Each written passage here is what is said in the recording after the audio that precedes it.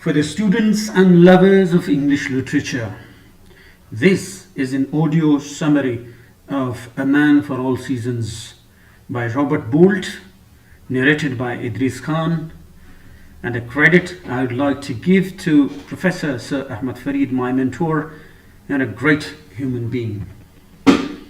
Robert Bolt's play A Man for All Seasons is based on the life of Sir Thomas More, Chancellor of England during the 16th century. More refused to endorse King Henry VIII's divorce of Catherine of Aragon when she proved unable to provide him with a son. More is a close and trusted friend of King Henry VIII. He morally objects to the divorce, which at the time is not legal. The country is ruled by the Roman Catholic Church, which is strongly against divorce. Henry, however, is obsessed with creating an heir. Catherine was only allowed to marry Henry after it was discovered that her first husband, Henry's late brother, had not consummated the marriage. More expresses his feelings to the current Chancellor, Cardinal Wolsey, who says that More is simply being impractical. More meets the Spanish ambassador to England, Senor Chapoy. Catherine, the aunt of the King of Spain, has his loyalty far more than Henry does. Now Chapoy talks with More and discovers More's feelings about the divorce.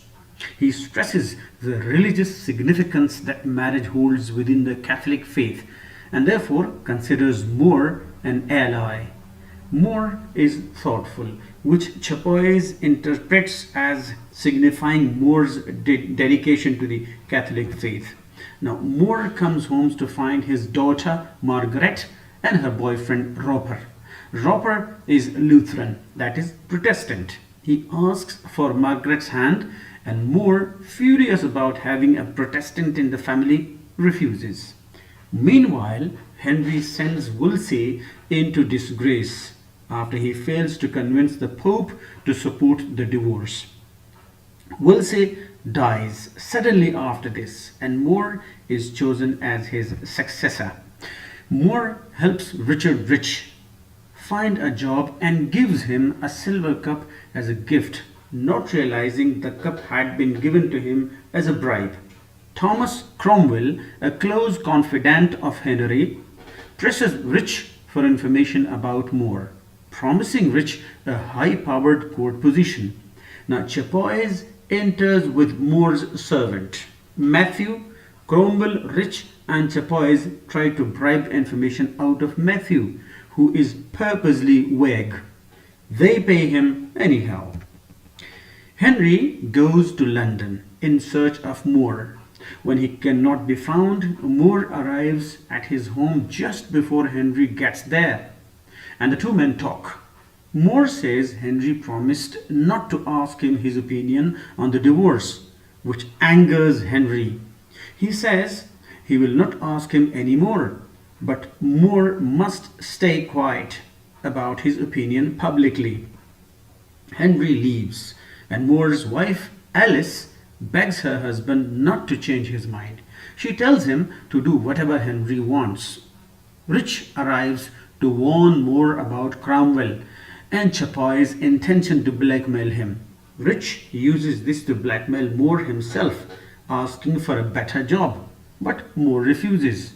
Embarrassed, Rich returns to Cromwell and tells him about the silver cup. For this, Cromwell gives Rich a better job. The Act of Supremacy is passed, meaning England will be Protestant and follow the Church of England. King Henry will act as the head of the church, but the act is not fully realized. It still needs bishops of England to pass it. More announces that if the bishops pass the act, he will resign his new position and will not explain himself to anyone but the king. Again, his family begs him not to anger the king further, but he refuses. The King of Spain sends him a letter commending him for his decision. Henry tells Cromwell he plans to persecute More, but he needs more evidence. Cromwell meets with the Duke of Norfolk and tells him about the silver cup. Norfolk pokes holes in his evidence, telling Cromwell that More gave the cup away once he realized it was a bribe. Cromwell remains determined to find more evidence against More. Cromwell calls More to his office to cite charges against him. He lists sympathizing with an enemy and taking credit for a book Henry wrote. Then he reads a letter written by Henry in which he calls More a villain. These words hurt More much, more than the others. More meets with Norfolk, warning that their friendship is a liability. Norfolk might be seen as a conspirator against the king. Shortly after, More is imprisoned. Another act is signed stating all subjects must swear an oath of allegiance to Henry and his new capacity as the head of the Church of England. All must support Henry's divorce of Catherine. More refuses again.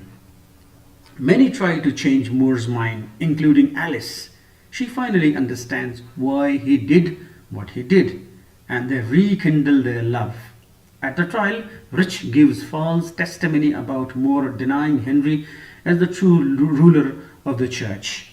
More gives a speech about the evils of a government that would condemn a man for being quiet about his opinion. He is then beheaded.